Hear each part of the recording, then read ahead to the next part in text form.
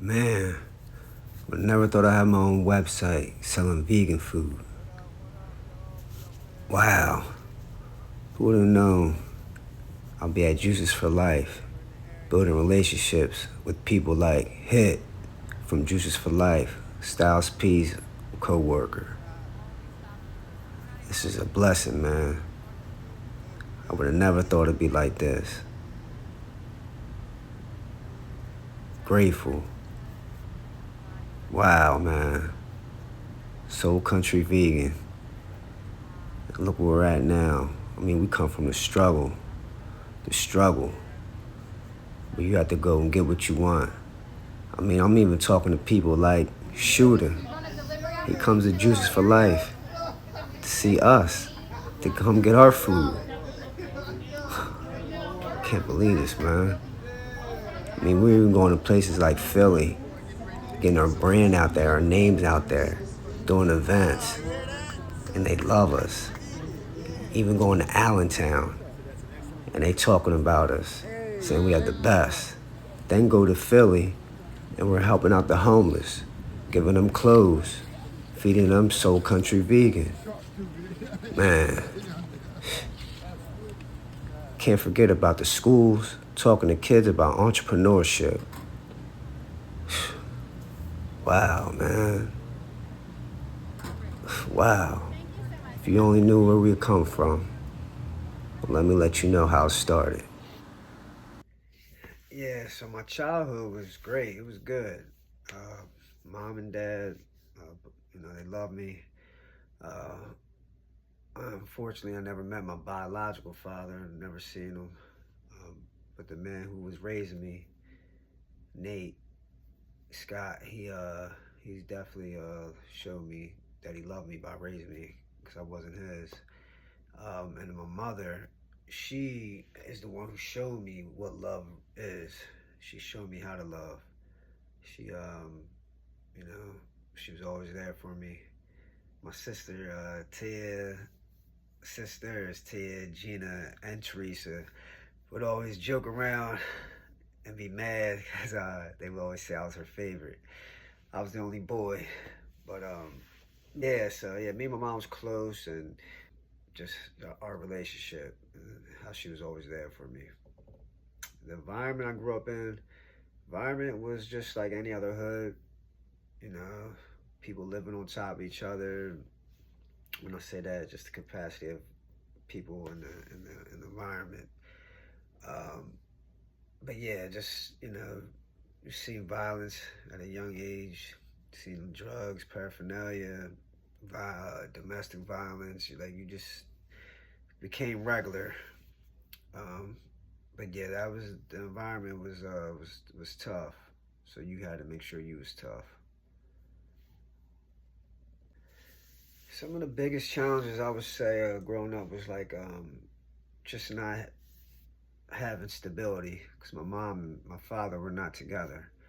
So I would be with my dad a few days, and go see my mom a few days.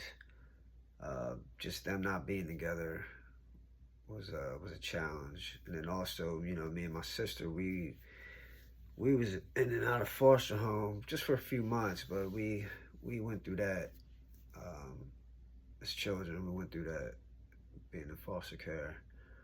Um, and then of course, like that was the times like the crack epidemic came, and a lot of our friends, a lot of everyone's parents was in and out of jail, the system, and then also messing with drugs, getting involved in drugs. So that was a challenge to have to deal with that, but we pushed through it. Yeah, my role models growing up was let's say I had a few, but like, well, we'll start. We'll say my cousin Nate. He was a big influence and a role model of mine. I just used to love him. His energy. He always had a smile on his face. He always was there to drop jewels. He's always just a people person. People loved him. He was sharp. He was sharp with his hands. I learned a few things from him, and just him, man. It was his whole personality. He was definitely a good person, great person. You know, unfortunately, he passed away at a young age.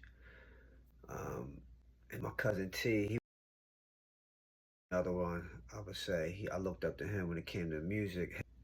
The best when it came to freestyles. You couldn't mess with him in a freestyle or a battle. Um, but yeah, he was the guy I looked up to when it came to hip hop.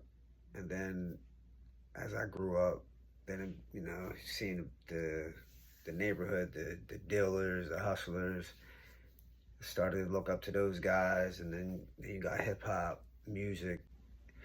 You know, no matter what was going on, what I was going through, it didn't stop me from keeping a smile on my face. You know, like seriously though, I still did what I wanted to do as far as like if I had something I wanted to pursue, anything I was into, um, I still was able to keep going. No matter how tough things were, I just always had that mindset at a young age to go out and still do what you got to do. You got to put on that spacesuit when you out in the real world. You know, you don't want to bring the problems out to the world. So I was able to maneuver and finesse my way through things and still be able to take care of things no matter how hard things were.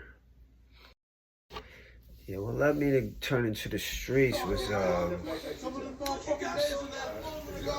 opportunities, man. It was, lack of resources, and so you had to go out and get what you wanted. Whatever you needed, whatever you wanted, you had to go out and get it. And that's what it was. You know, it was like the neighborhood. Everyone was doing it. Everybody was hustling. You know, especially after school, high school, you either was playing basketball, trying to go to college, or you end up going to the streets. You know, unfortunately, some of us did that, but the flip side, some of us was very good at it, and we just did what we had to do because that's all we knew. Yeah, the emotions was everything. I mean, it was you'd be happy, you'd be sad, glad, mad. You know, it was all. But for the most, I would say around that time, you had to be aggressive. At least I was. You know, I was aggressive and paranoia from trauma. So those two right there was a lot of times I felt like those was the emotions around those days, around the time.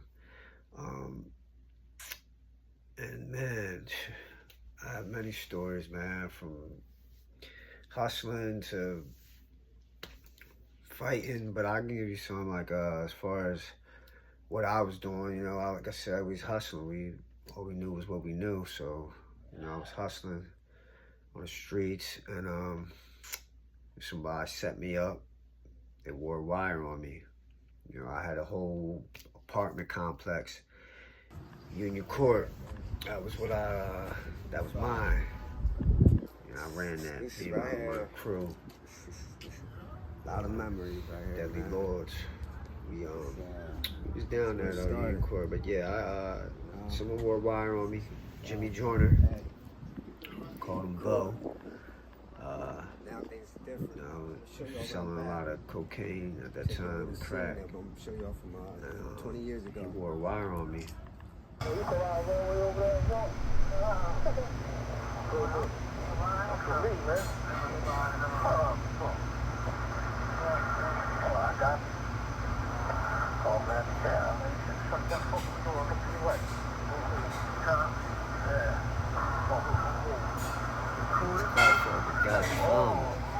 I told him that, and nah, but yeah, as I end up, we left the mall, dropped him off, and then I go down the road. Next thing you know, boom, they hop out, freeze, put your hands up. The whole thing. They ran the whole thing. Told me get out the car. Took me in. They took me in the tail. They wanted me to talk. They wanted me to snitch. But I never said a word. They wanted someone else. So unfortunately, since I didn't say anything, I had to deal with the consequences of what I was doing. And so the fact that I made them sales, I had to be held accountable for that. So I ended up doing jail time. Um, and man, another experience, man, was I was fighting. I used to fight a lot, like a lot. Every weekend we go out from the Star, then we go to the Rib, and then we go on uptown. And they're bars. The Star's a bar, the Rib's a bar, and yeah, I was just the guy, man. I was the guy when friends and family had problems, they'd come to me. I was the enforcer. Yeah, I was the enforcer for a lot of people. Some forget about me, but it's all good. But yeah, I was the enforcer, and you know, I caught my gun charge. I was actually in front of the Star when that happened. That was because I was, like I said, I was fighting a lot. So I was actually fighting in the bar one time in the Spare Rib, and I'm in there fighting, and these guys jumped me while I was in there. I was getting the best of them. It's trash they do, and then we go out front, because then everyone had to leave. They cleared the bars. Like, all right, everyone out. So then I get out, go out front, outside, and the same guy that I was putting the beats on, I went right back and started doing it again. Finished them. No one touched me outside because everyone was there. Everyone could see everything, so no one touched me outside. But because of me, who I am, my pride, and the way I was living, and I was, you know, the people I was beefing with was some serious dudes. Not the guy I beat up. He was a joke. But the other guy that he was with, affiliated with, he was part of a gang. And so I felt as though I was going to do what I was going to do. And that next day, you know, the cops were called. There was people outside at the Star at the time, and cops were called for a disturbance. And, you know, I got caught with a gun. Nothing happened, thank God. But it could have got worse than what it was. So I'm just blessed that it turned out to be that way. I would say my actions, you know, as far as like family and friends, it got to a point where it was bad. I say just as far as me, constantly in trouble. They didn't want to come out with me after a while. You know, they're like, again. Oh boy, what are you gonna do now? What's going, you know? So it got to a point where people didn't even want to go out with me. So that was that. As far as, you know, how relationships, as far as family and friends, and want to be, they didn't want to be around me. But I'll say financially though, you know, I was definitely there for family and friends. Like I said, around that time, you know, I had to take care of my dad's place. He had to go away for a little bit. He had to do like a year and a half for his situation, and so I had to take care of the house. I had to hold the house down so he had somewhere to come to when he came home. This was back in 2005, the end of September 2005. Then he came home in 07, I believe. Yeah. But yeah, man, I had to take care of the house, and I was taking care of my little sister. She was living with me, Tia. And Kate was coming there. She would stay with me. Kate, we all knew that as my beautiful wife. She was my girlfriend at the time. But yeah, she was there. And then I have family or friends that was coming over. Tia's friends, my friends. I had to buy Kate's books for school, her college. Take care of the house, paying rent, paying the bills. On top of still be able to do what I was doing and be there for other family members. It was, yeah, I was definitely there financially for a lot of people.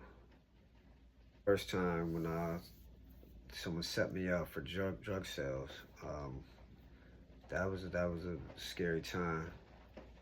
First time being locked up.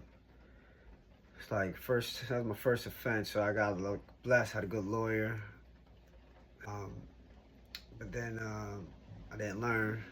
Came home, went right back to what I knew. You know, I just didn't. I never, I never worked.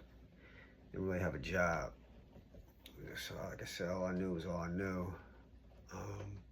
And then that gun charge, that was really, I would say, that was a pivotal moment at the time for me. That's when I wanted to change. I wanted to give things up, because I didn't want to let this life overcome me. You know, I had too much going on for myself. Yeah, it definitely made me want to just get myself together, man. That time in prison, like I said, the second time, my daughter was born the first time. Like I said, it wasn't enough, but it was definitely the second times when I really woke up and it was like, this is enough. I wanted more. So I did that, and that's when I changed. I got myself together and got out the game. What motivated me to change was myself.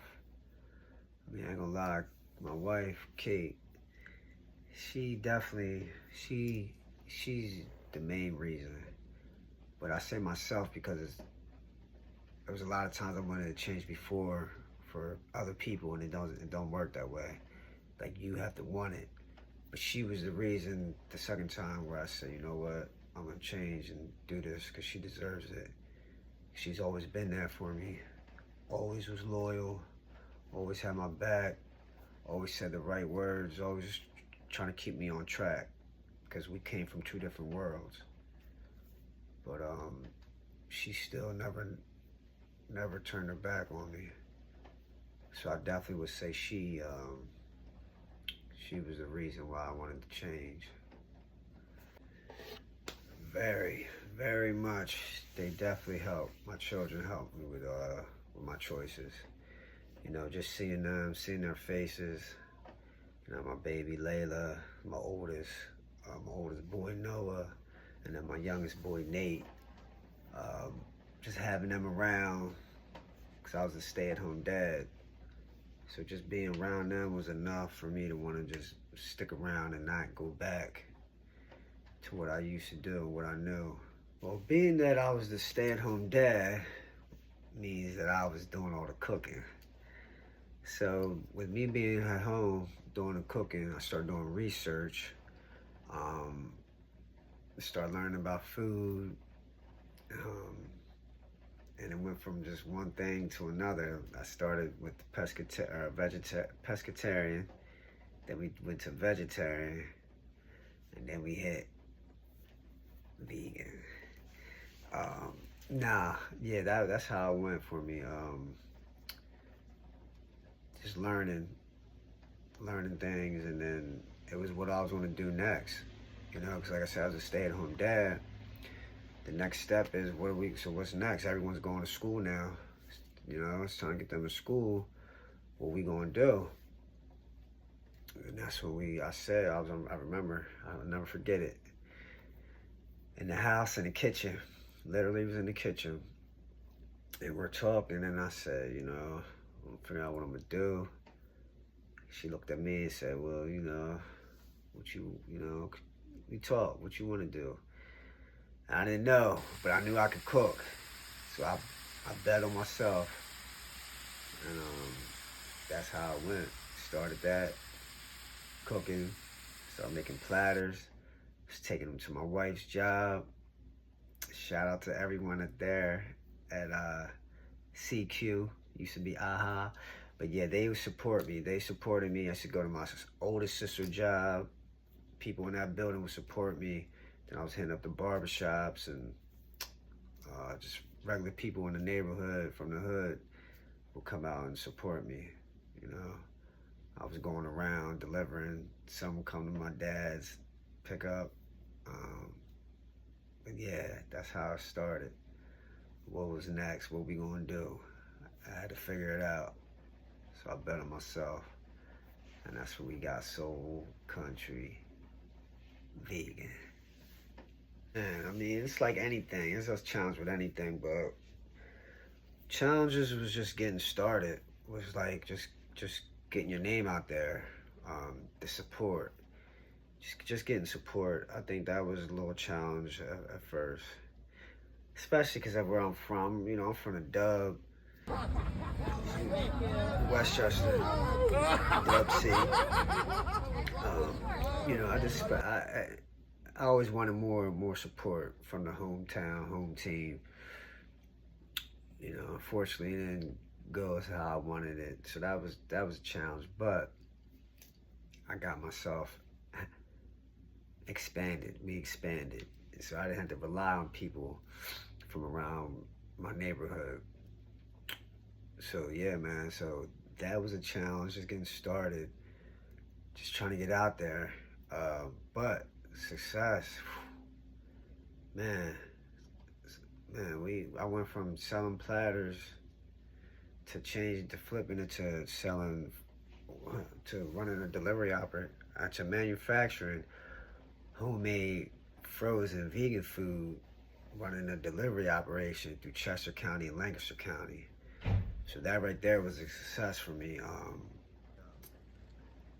Having a website, meeting different people, going to New York. I met Styles P. I met a legend shooter from Dipset. I met other people, man. It was a lot, man. The events, the Veg Fest, Vegan Fest, the vegan events. We got ourselves out there, our name out there. People know us. That's a beautiful thing to start from this small little town to now I got a website and we're shipping our food down the East Coast, down the main line. So that right there is man, to come from nothing to what I was used to doing to where it's at now, man, I'm grateful. I always put my children first. One of the blessings about what we were doing, what we do, is that I was able to work from my or my kitchen.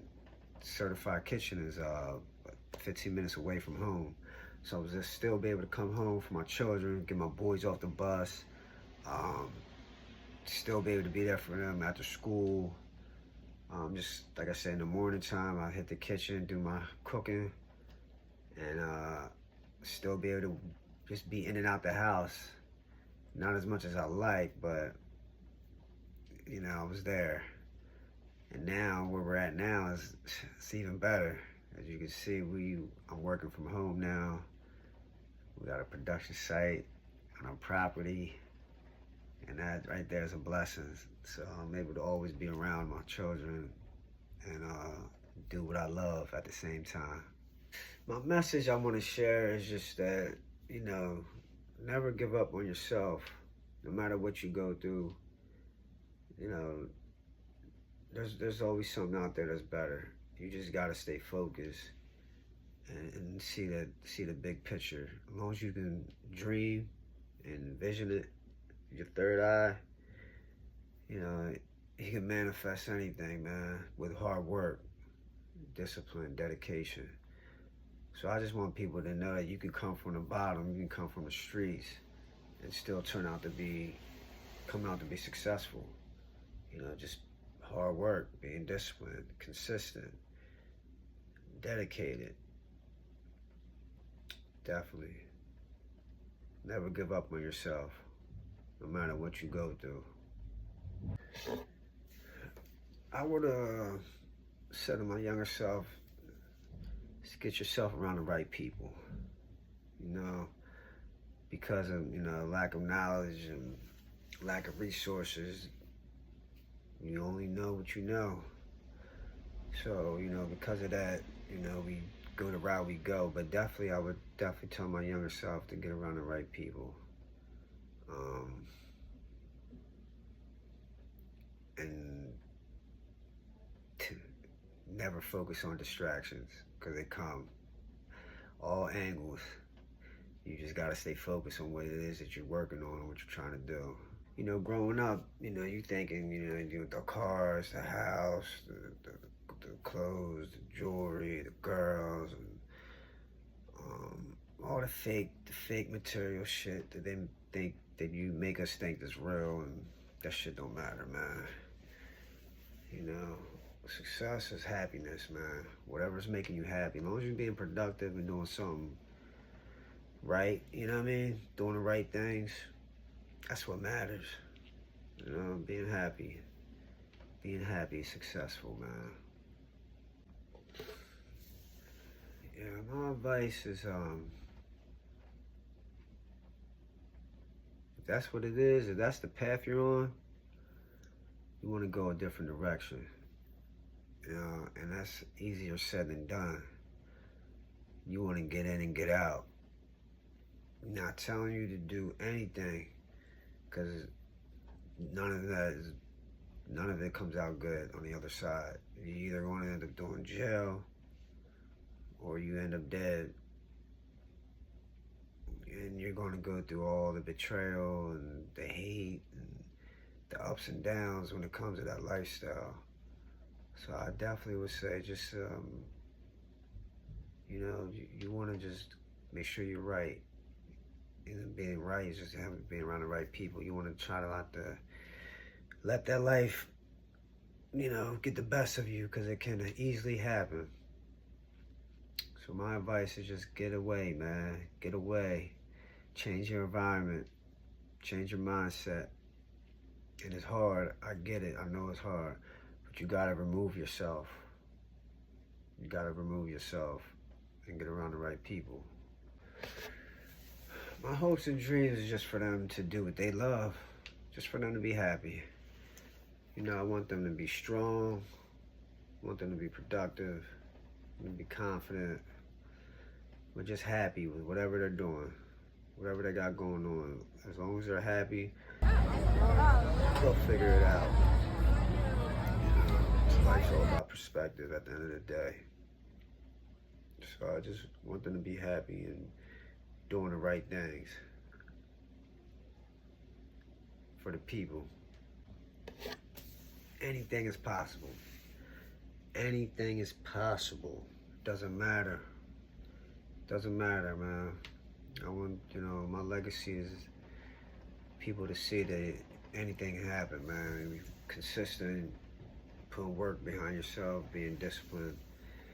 Anything can happen. And just, you know, you can come from the bottom and go to the top. You know, Soul Country Vegans, what your body is needed. That's what they don't remember. And then right here is where me and Kate, this is where we fell in love at, 130. Or was 129, and she was 130 right here, literally. So you had us diagonal. Yeah. There's your pit, right? Yeah, that was my bedroom. Yeah. Yeah. This right here, man. Yeah. Even just looking at it takes it back. I used to wait to see you out on the porch. Like I would look out. And once I saw you was when I would come out. And come hang out. She makes me smile every time I see her. Every time I think about her. You know, we come from two different worlds. But she always was there for me. Always showed me the other side. Always stood by me. Never ever gave up on me. Loyal. So much fun. My partner, my rider, my heart. I'd do anything for this woman, man. I really believe the creators sent me her. There's nothing like having someone like this on your side. This is special. This is real love.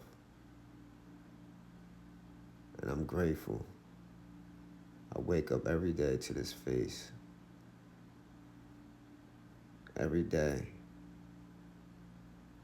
And it's crazy everything we went through to see where we are at now. It's just a blessing. A blessing. Love her to death. And it's because of her I'm where I'm at now in life. It's because of her I see things different. It's because of her. This is where we at. I love you, my baby, my heart. We won, nigga, we won. We won, nigga, we won. I bring it back like a rerun. I had my shooter go D1. We won, nigga, we won.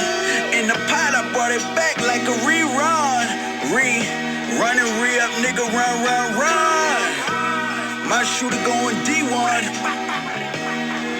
We was in the kitchen for our lean nights. We was. How you know that walk real? It got that lean bite.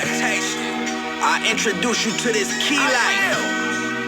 But it's gonna cost you 33. Buzz told me it's all about the time. What's good, big homie? Our rolling chest was set different, but I promise both our second hands been sweeping around them diamonds. I'm on an 8-figure check mission.